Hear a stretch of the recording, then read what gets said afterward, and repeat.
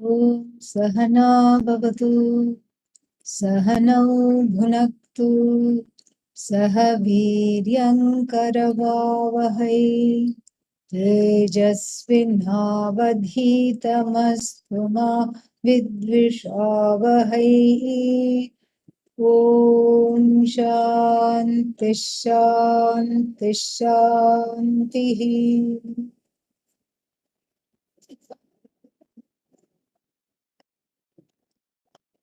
This is not connected. Microphone.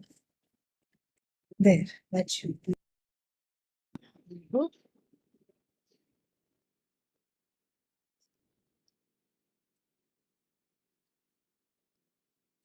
We'll chant from the beginning. Satpratyaya kinnu vihaya santam hridyesha chintarahito hridakhyah katham smaramastamameyamekam tasya smritistatra dridhaiva nishtha मृत्युञ्जयं मृत्युभियाश्रितानाम् अहं मतिर्मृत्युमुपैति पूर्वम् अथ स्वभावादमृतेषु तेषु कथं पुनर्मृत्युधियोऽवकाशः सर्वैर्निदानं जगतोऽहमश्च वाच्यः प्रभुः कश्चिदपारशक्तिः चित्रे त्रैलोक्यं च विलोकिता च पटः प्रकाशोऽप्यभवत् स एकः. We are on the third verse where it talks about this very strange distinction. What is the distinction? Ishvara, Jiva, Jagat, which everybody seems to talk about. Sarvaihi. So by all, it seems to be talked about. And then after these distinctions are made, they are, and he's going to say a little more about these distinctions in the next verse. So I don't want to give it all away now because it is quite interesting as we progress in the text. So he's going to talk more about it, obviously, but right now the main thing to know is that in and through these distinctions, there is something, that there is an underlying unity, and that is the bread and butter of Vedanta. That underlying unity is what is searched for. But then he does not talk about the unity at first. First, he says that there seems to be some kind of an agreement, sarvaihi, by all people. And which people? Not just the lay people, but even theologists, philosophers, and tattvavadibhihi. So by people who are, who are professing something or the other, and who have something to say about the world, about life, about people, about one's role in it, about the jagat, etc., etc. They like to, people who like to pontificate, people who are erudite and well studied, and not necessarily Vedanta Shastra, but any other way. They have read a lot and thought a lot, and these are the people, regardless of the tradition, regardless of the religion, there seems to be some kind of an agreement. And what is the agreement? There is some so nana vidha siddhantavadibhihi. So by people who are professing various siddhantas, various points of view, there appears to be some kind of an agreement. What? The world appears to be cut up into what? Three things. Jiva, I, that is what Ramana calls aham matihi. Aham matihi means aham iti matihi. That I notion. The I notion, meaning the I notion by itself is not a problem, but the I notion that often attaches to the body mind sense complex. That is what the problem is. And the I notion that attaches to everything that is finite, and then that is what is the problem.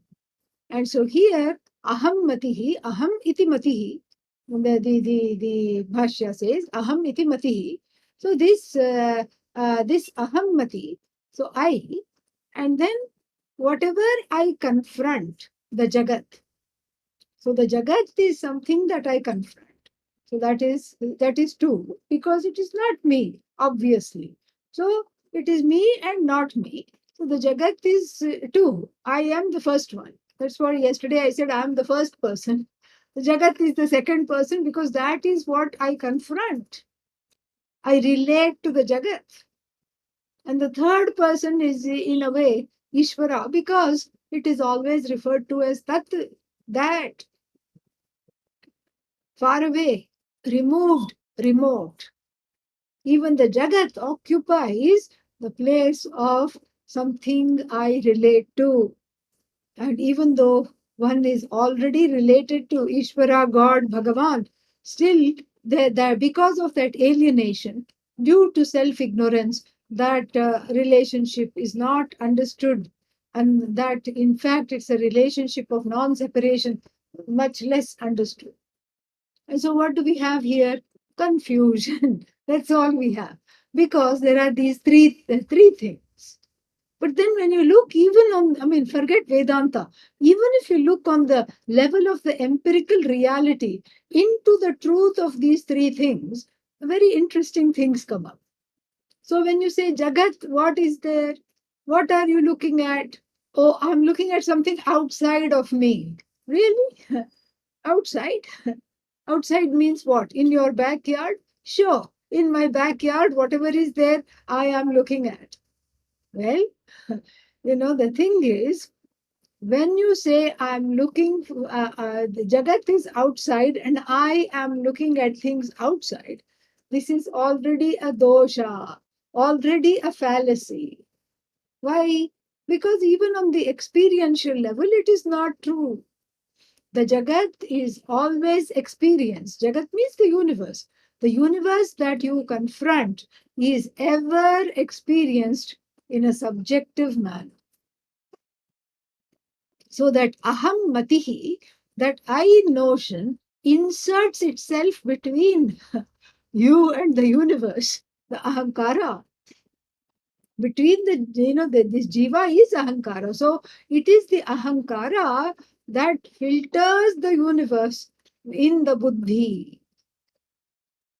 And so the buddhi is the place where the jagat is cognized. Jagataha upalabdhisthanam buddhi. So the buddhi is the place where the jagat is cognized and recognized, recognized. So there, and as the jagat is filtered through the buddhi, it picks up some debris. It picks up some, because the filter is not clean, okay? And it has strong likes, strong dislikes, prejudices, preferences. So it picks up some dust, some smells, some things that don't belong. And then what? As a result, the Jagat appears to be frighteningly scary. And the Jagat appears to be depressing on certain days, rainy days, wintry days, cloudy days. Isn't the Jagat the same on a cloudy day as opposed to a sunny day? Yes, it is the same. Then, then why do you say, oh, I'm having a bad day? What do you mean you're having a bad day? I'm having a bad day means I'm not able to, I'm not able to be in a place of acceptance and in a receptive place. That's why it is the gloomy day is bad. Who said it was bad? If you ask the gloomy day, it will say, I'm always like this. I don't have a problem with myself. What is wrong with you? This is what I am. And so here, this is so, even though this distinction seems very interesting, we can say that there is, what is the difference between the Jagat and the Aham? then so we can say that the Jagat is Bahihi Pratyaksha. It is Drishta. We can use three words for the Jagat. It is Bahihi. It is outside of me, wherever that I is recognized. And then it is Pratyaksha, means it is available for all the Pratyaksha Pramana. The Pramanani, Pratyaksha Pramanani means eyes, ears, etc. It is available. It is available for sight, it is available for sound, it is available for all those things. So the Jagat, you can say, that's the second thing you can say about that. And you can say the Jagat is an object. Of these, this is a multiple choice question. Okay. Of these, one of them is not correct. Which one? Now, of course, everybody would have forgotten the three things. So I have to repeat the three things. So, what are the three things? The Jagat is outside me. And then the Jagat is available for my pramanas, eyes, ears, etc., for the Pratyaksha Pramanani. And number three, the Jagat is objectifiable, it's an object. Out of these, one is false. One statement is not correct. Which one?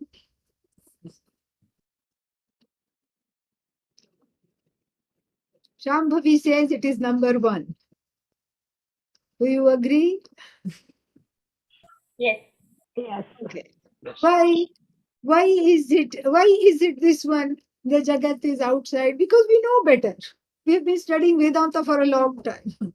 This the whole concept of outside inside itself has to be rethought from the standpoint of Vedanta. Outside means what? Your body is it part of the Jagat or not? Yes. That's why we studied the Chandogya Bhashya. And as though that is not enough, now we are studying Taittiriya Bhashya, which is going to explain the exact same thing from a slightly different point, from the point of various locuses or loci of error. And in the form of kosha, koshavat achadakatvat kosha. So the five places where one makes a mistake. And so it's not correct to say the Jagat is outside. Outside, inside, from what standpoint? That's the second question. Outside what? Oh, this body, or your sense of touch, or wherever you recognize the eye. In fact, the place where you recognize the eye is the place where you recognize the Jagat. So where is the question of outside and inside? So that sakshita, the ability to witness the Jagat and the Jagat itself is cognized by that same Chaitanya, that same consciousness. So the Jagat is filtered into the Buddhi, which is its place of strength, which is its place of cognition, where everything is cognized. Jagataha upalabdhisthanam, the place where the Jagat becomes available to you, is right here between the temples. That is where the Jagat is available. So how is the Jagat outside? That is as inside as it can get. No, but I see it outside. Okay, you see it outside. You see it, but then as soon as you see it, so this phala vyapti means the cognition of the Jagat as objects, as discrete objects, is an internal affair. It is being filtered through the buddhi, filtered through the debris of likes and dislikes and all these various things. Very, very interesting. I find this extremely interesting. And so the Jagat that is seen is always a Jagat that is vitiated with one's own subjectivity. What is one's own subjectivity? One's own impressions. I want it to be this. So one sees what one wants, and one doesn't see what there is. And so therefore people, it's like Pujya Swamiji's story. Pujya Swamiji used to tell a story that this man said he was going to marry a very, very famous actress, highly paid famous actress in Bollywood. And then this fellow, what about this fellow? This fellow was unemployed. And as though that was not enough, he was unemployable also. Okay. No qualifications to speak about. And so this fellow said, I'm going to marry so and so. And of course, the society was all abuzz. Everybody who heard him said, Oh, how did you meet her? Well, I haven't met her. Oh, you met her online? you, you met her in some social media, Facebook, Twitter. Well, where did you meet her? He says, Well, I haven't met her, in person, I haven't met her. But so you're going to marry her? Yeah, you can say, I can tell you for sure that half the marriage is over. Really? Oh my God. So how is this? You met her online? No, I didn't meet her online. Then, and then somebody from the group asked, if she sees you, will she recognize you? And being honest, the fellow said, she has no clue who I am. Then how come you say half the marriage is over? Well, I have decided to marry her. And in a marriage, there are two people. So if I have decided to marry her, half the marriage is over. This is what is called subjectivity. This is the subjectivity. People see what they want to see. This is an extreme example, of course, a really subjective example, but this happens all the time. You think somebody is mad at you, but actually they are trying to sneeze. You think that, and they make a face just as you walked by. This is what it is. So this Jagat is constantly being edited, punctuated, abridged, and stretched in accordance to one's own agenda. What one wants, what one doesn't want, what one wants to gather, what one wants to keep at bay, all this. And therefore, this, and what is the root cause of this? Ahankara. Ahankar. The I notion which has owned up not only the body mind sense complex, but the raga dvesha, but also the kama krodha, all these things. It has owned up chronic patterns from childhood and other lives. Owned up means internalized. And it has owned up also the legacy of family patterns. In families also there are certain patterns, certain ways of being which are very, very, very, very, very, very dysfunctional. Dysfunctional means they don't serve you. And people, it's like a recipe. Every family has a special recipe for some dish. So they, with great care, they pass it on to the next generation. So the daughters and the daughters-in-law and whoever else, they receive these recipes, and then they cook for the next generation, and then they pass it on to the next generation. So the family will say proudly, this recipe has been in our household for 6 generations. Recipe passing down is okay. Recipe parampara and recipe sampradaya. Okay, no problem. Because this is just something to enjoy. But there is an anger parampara. And people will say proudly, yeah, this one is just like the grandfather. Grandfather was always angry. This one is also very angry. They say proudly. And so the anger parampara, hold a grudge sampradaya. Hold a grudge sampradaya means this is how we are. If anybody does anything to us, we don't talk to them. For how long? Until we have forgotten why we are not talking to them in the first place. For that many generations. This is, we just don't do this. Why? Because we like to hold grudges. I met somebody from such a family. In fact, the woman was very distraught. She said, I have recently found out this, that my family is all about holding grudges. And then she said to me, if you have any grudges, give it to my mother. She will hold it for you. So this is, this is the kind of things.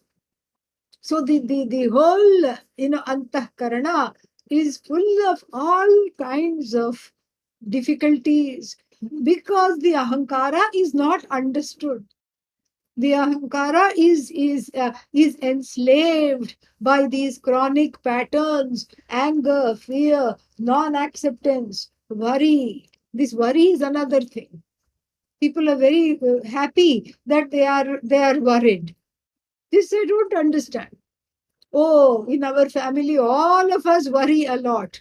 This is not something to advertise, for heaven's sake. But this is what people do. And then and if somebody is calm in the family, they say, what's wrong with you?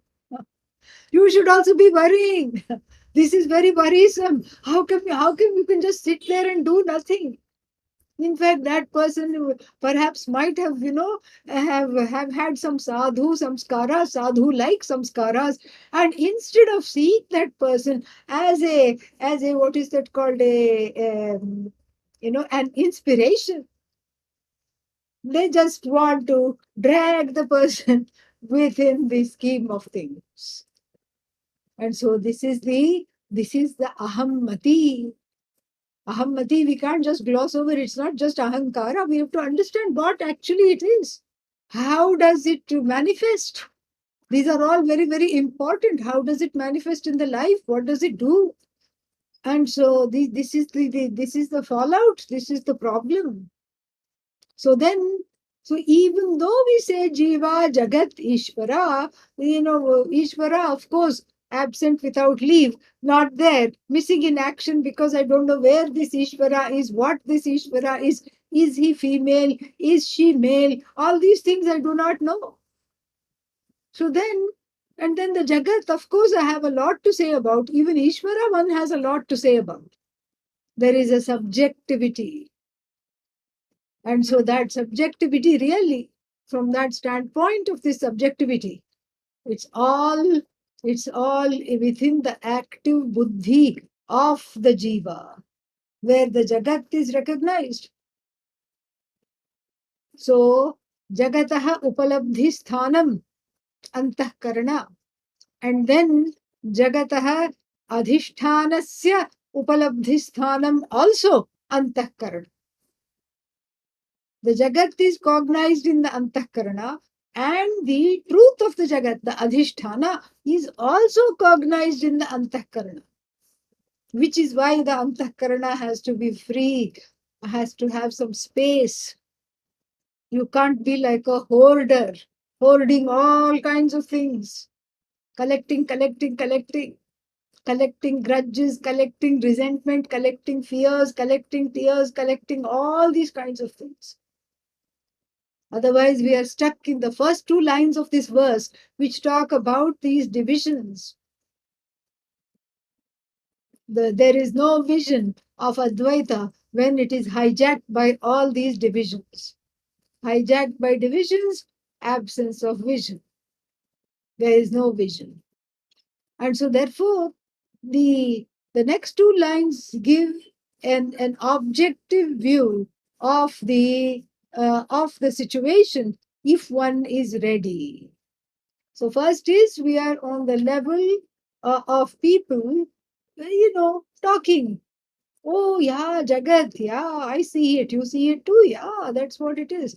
It is, depending upon the day, it's a terrible Jagat, or it's a wonderful Jagat, or it is some kind of a Jagat. Who cares what it is? There is some kind of a, what's that, dispassion about it. Then there is the aham, that aham is there, the I is there, which is having a thesis about the Jagat. and a thesis about Ishvara. The I actually, the Ahankara here is the hero in the situation. It is never at a loss for words. This Ahankara, I tell you, it's just something else. It is never at a loss for words, except in Vedanta class. Why? Because we don't let people talk in the middle of the class. Perhaps. No. In the Vedanta class alone, it is silent, the Ahankara. Not just because, the interruptions are unwelcome, but because of the fact that all other knowledges, all other branches of knowledge keep the Ahankara in place. In place means exactly how it is, with its penchant for smallness, with its attachment to all small, small things and finite things, with its addiction to various patterns, and with it being bathed in the slime of subjectivity. The Ahankara is allowed to retain all these problems and still continue to be an expert. It can get a PhD, it can get an award, it can get a gold medal, it can get all kinds of things without undergoing any change. There is no incentive for the Ahankara to undergo any change whatsoever. It can do as it likes.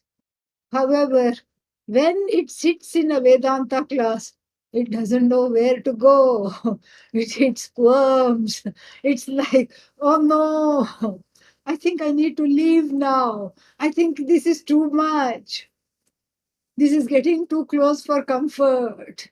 I need some air. These are the things it tells itself. I need some air. I need to go out. I think I forgot to lock my door. So I need to go and see what's happening over there. This is what this is the thing.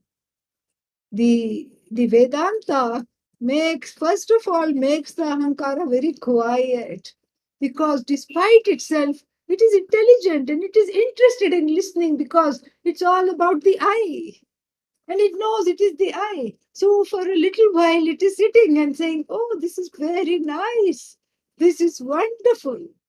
It's like the king of a small principality in India, small kingdom in India, called Raipur, somewhere in the heart of India in Madhya Pradesh. These days these kings have no meaning, because the British took care of that. They took all the money and left them with some ramshackle castles. Some castles are there, some palaces are there, all in terrible conditions. Nobody will want to live with them, and then they give some little bit of a allowance to convert to upkeep the palaces, because they are all in the UNESCO list and so many lists, ancient lists. So they have to maintain these palaces, and then to make money, these kings, what do they do? The kings, what do they do? They convert half the palace into a hotel and have some kind of a some kind of an income to do this. So this one such fellow was told, this king was told, now you are the king of the whole world. You are the Vishwapatihi. You are the king of the whole universe. You are the king of the whole world. And he couldn't believe it. He was like, really? Yeah, whole world? Yeah.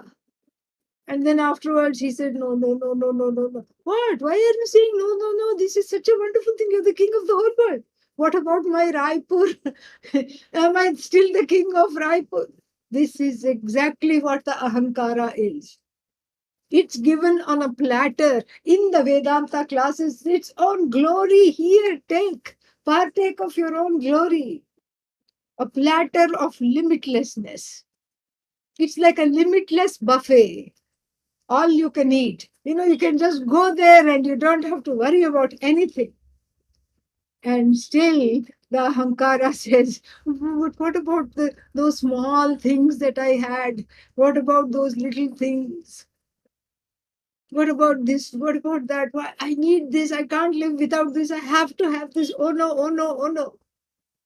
This is what the problem is. And that is why sometimes the ahankara runs away from the thing that it needs the most. What is that? Instruction. Instruction about its glory. So in this knowledge alone, the ahankara is basically knocked off.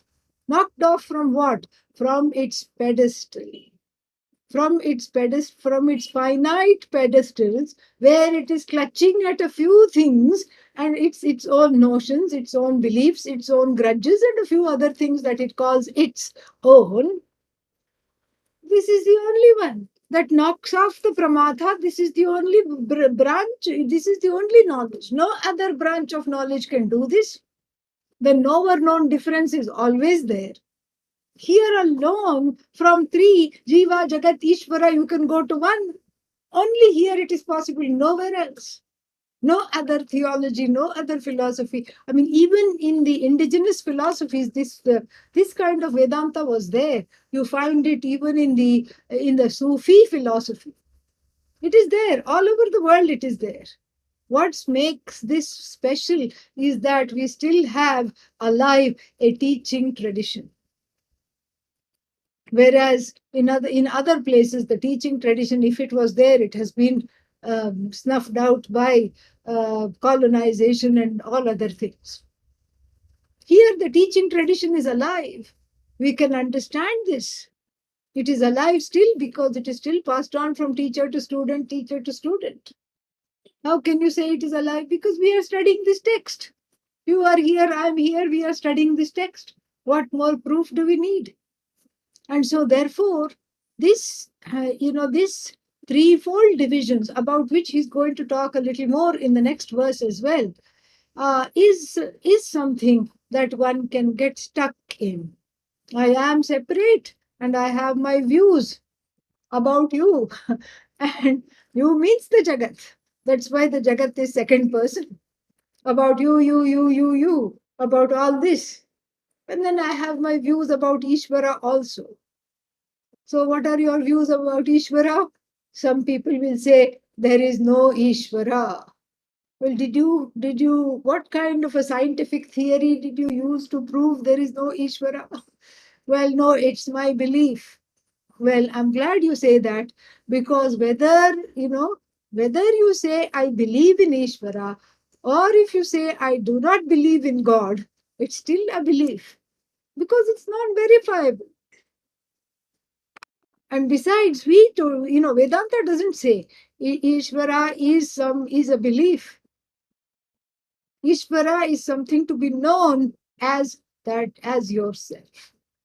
And here, the two definitions of Ishvara are given here very beautifully in the second two lines of in this verse. The first two lines, the second line, Vachyaha, means that people kind of agree or accept that this Jiva, Jagat, Ishvara, Bheda is there. Bheda means difference.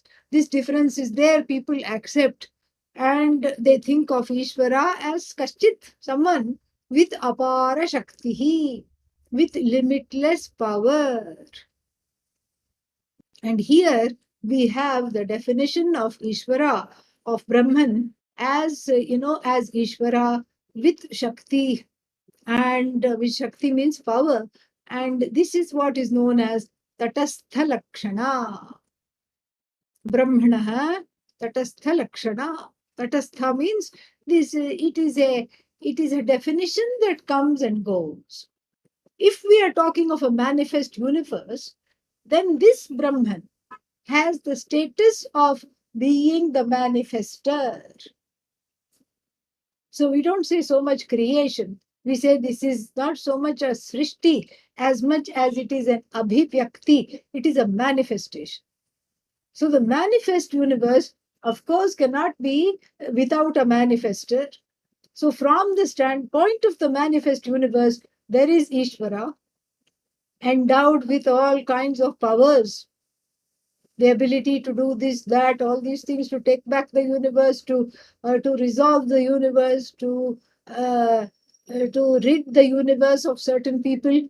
big earthquakes and other such natural calamities, war, etc. Unfortunately, things happen. And then and the power to the power to sustain the universe, keep everything going.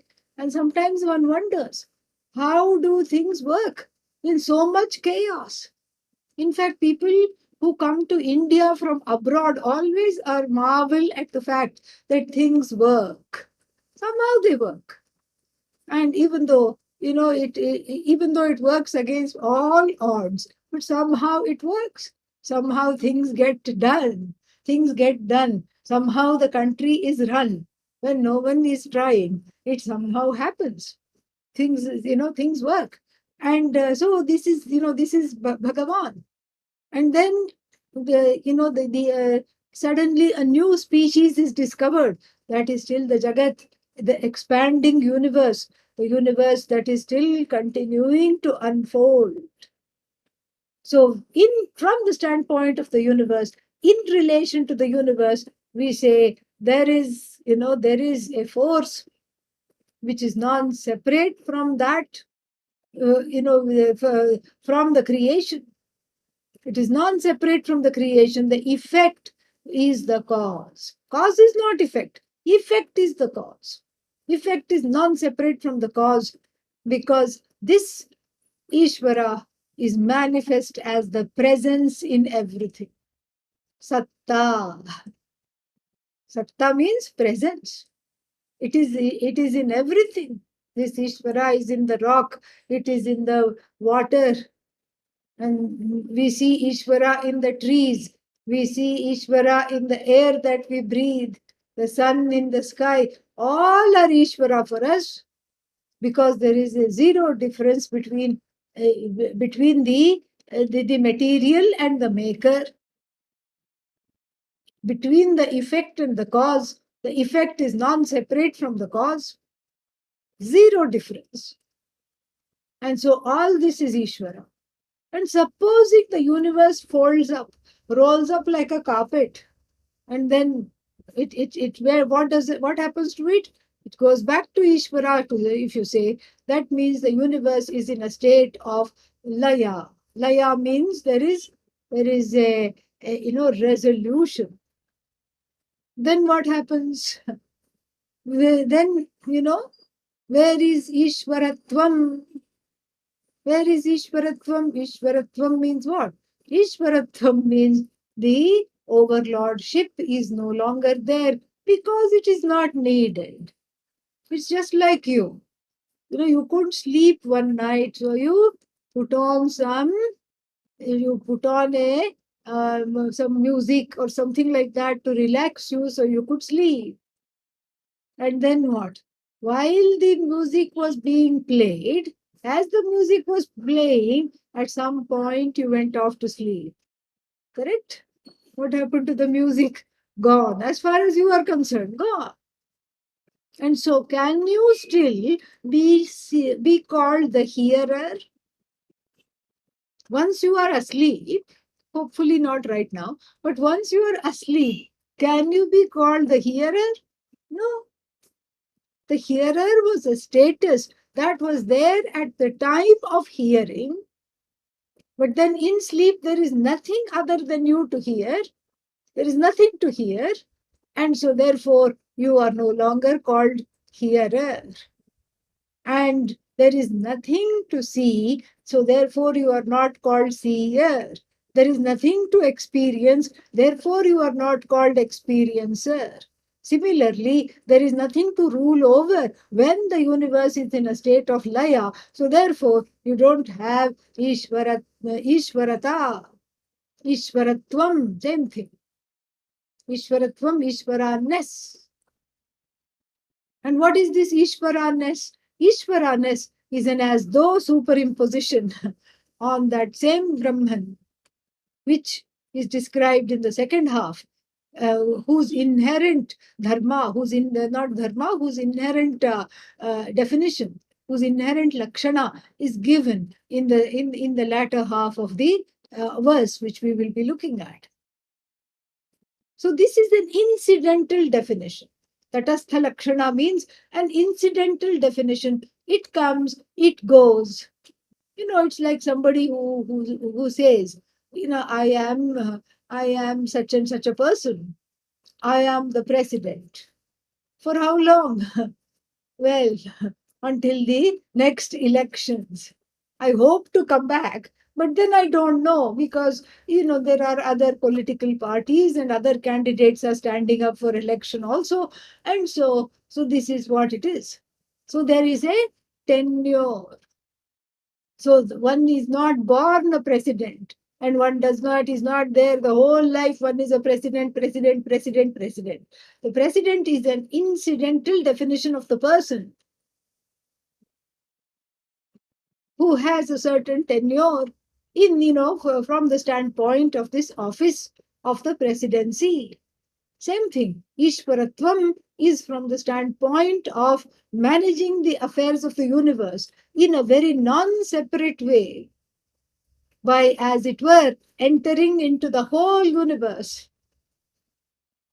and the existence of the universe is none other than the existence of Ishvara, Brahman. Brahman is Ishvara. And then there is no difference between the effect and the cause. So the existence comes along with sentience, spurti, satta spurti pradhanena vartate. So Ishvara is in the form of that which lends its existence and its sentiency to all things. Chara charatmakam jagat. So this jagat which is in the form of chara, that which moves, achara, that which is stationary. And then, so this is what is called the incidental definition. Ishvara closes up shop because there is nothing to overlord. There are no jivas for whom he has to give. I'm just saying she has to give karma phala.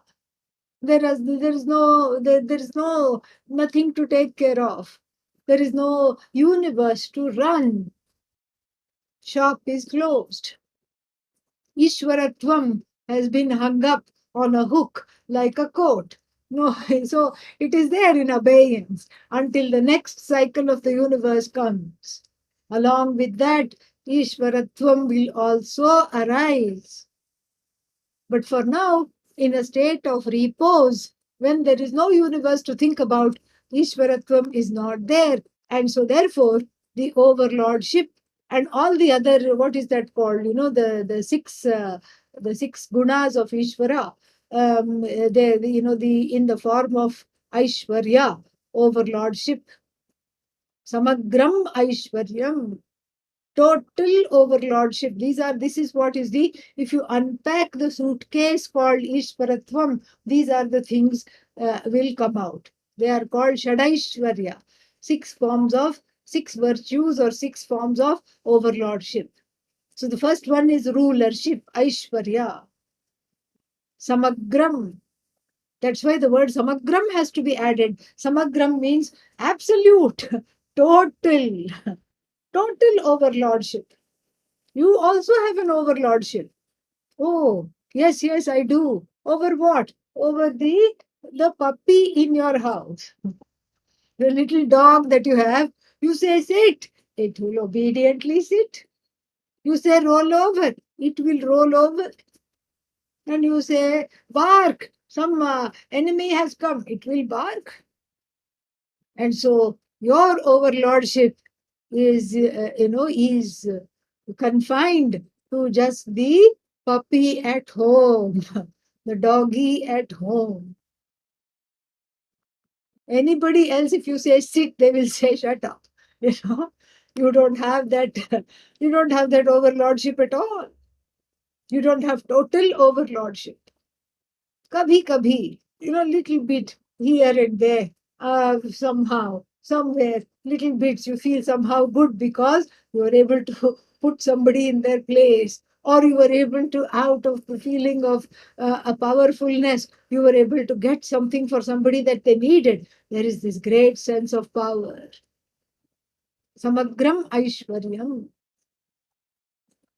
Total overlordship, the first one. And then Samagra Shrihi. All the resources belong to whom? That is Ishvara. Because there is nothing separate. The maker and the material are one and the same. From the standpoint of the maker, we say he. From the standpoint of the material, we say she. But really, there is no difference. He is she is he. Then Samagra Shrihi. And then with all the resources, everything belongs to Ishvara. Everything in the Jagat is Ishvara's. All the abundance, all the prosperity is Ishvara because he has Lakshmi by his side. We make the mistake of thinking Lakshmi belongs to us. Lakshmi doesn't belong to us. Lakshmi belongs to Bhagavan. And so then, so maybe Ishvara will become very greedy because he has all the wealth and the abundance. No, the third quality here, which we are talking about when we unpack this concept of Ishvaratvam, is Samagram Vairagyam, total dispassion, total objectivity. Not even a lesha, a whiff of partiality, not even the slightest partiality. Oh, this one is better.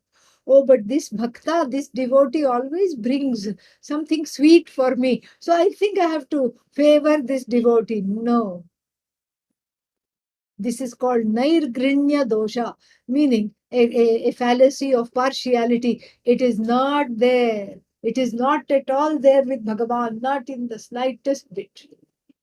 And so samagram vairakyam, samagram balam. Balam means strength. And you also have strength. Even the Olympic weightlifter also has strength, lot of strength. And then as the person is going and lifting the maximum amount of weight, you just go by there and put a feather. Immediately they drop it. Even on the psychological level, that's the last straw. There is a limit. There is a limit. But for Bhagavan, no limit. How many is that now? 4? Yeah.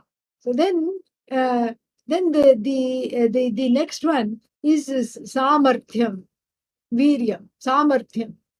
Samarthyam means the capacity to project, the capacity to sustain, the capacity to take back. And then the what is the sixth one? And I'm not remembering. Samarthyam and viryam are one and the same. If anybody remembers, they can tell. Nobody remembers. So it doesn't matter. So Viryam is Samarthyam is the power to create, sustain, and take back. Viryam is the quality, again, a similar quality of having all kinds of power, all kinds of knowledge, all kinds of Shakti, Ichha Shakti, Jnana Shakti, Kriya Shakti, all these things. The power to desire, the power to carry out actions, all these things. So this is Ishvaratvam. And on the other hand, what do we have? Jivatvam. What happens when you unpack this suitcase of Jivatvam? That's why it's called a Pandora's box. A box of troubles, complaints, fears, tears. And as soon as you think they are done, again one more complaint will come, one more fear will come, one more problem will come. This is the Jivatvam. Because really speaking, Jiva is not a creation. Jiva is Ishvara without knowing it. And Jiva is Ishvara with a big complex. Jiva is Ishvara with a mistaken ahankara. That's all. So therefore, this is a spoof. So all these powers are projected onto that Brahman, superimposed onto that Brahman. And here comes Ishvara. And all these complaints are projected onto that same Brahman because of Maya Shakti, because of Atma Ajnanam. And it is called Jiva. This is basically the so-called difference. It is a spoof. In the Panchadashi, the concluding verse of chapter 8, one of the concluding verses, it says, Maya megho jaganniram varshatu esha yada tada, or yada kada, something like that. Chidakashasya kahanihi ko labhah iti sthitihi, ko labhah kahanihi iti sthitihi. Sthiti means the abidance in oneself. Transcends these differences even between this Ishvarata and Jivata. And the abidance in oneself is something like this. Maya is the cloud. Maya Shakti is the cloud. And what is the Jagat? Niram. Rain. Raining from the Maya cloud, it is raining. Rain is coming down in a downpour from the Maya cloud. And rain is coming. And then what to do during this rain? Everybody should run helter skelter. Oh my God, terrible downpour. And maybe I need an umbrella. Maybe I need this. Maybe I need that. Well, you are Chidakasha. You are the space. You are the sky. You are the space where the rain is falling. Does space need an umbrella? No. You are Chidakasha. You are that Akasha called Chit. Satchidananda, you are that sentient Akasha. Commodious, spacious, space-like, unafflicted by the rain of Ajnanam or the rain of Maya. You are not affected by that at all. Chidakashasya kahanihi. Chidakasha is not a salt doll that will melt. And then Chidakasha, and standing in the rain, the Chidakasha doesn't feel very good and say, oh, it's a horrible summer day. Thank God it rained. No. No labha, no hani. Nothing to lose, nothing to gain. Let the Jagat do its shenanigans. Let Maya do whatever it wants to do. What about the veiling power? The veiling power is okay as long as it doesn't convert into a wailing power where you start wailing and crying. That it should not do. But what about the projective power? Let it project. What is it? It is projecting on the Chidakasha. Let it project. You know it's a projection. So then why are you worried about it?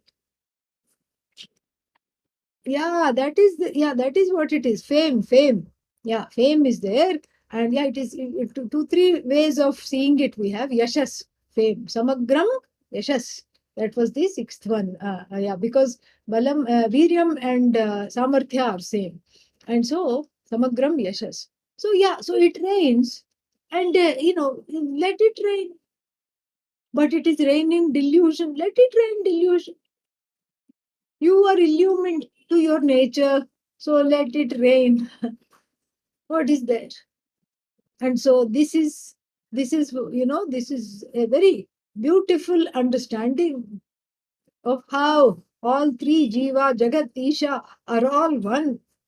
There is no difference at all. There is absolutely no bheda.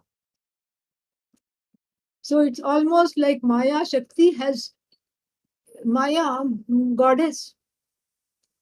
She has come with a sewing machine and stitched a robe for Ishvara, full of wonderful embroidery, gold, and with the galaxies on the border. Very nice, beautiful, wonderful patterns.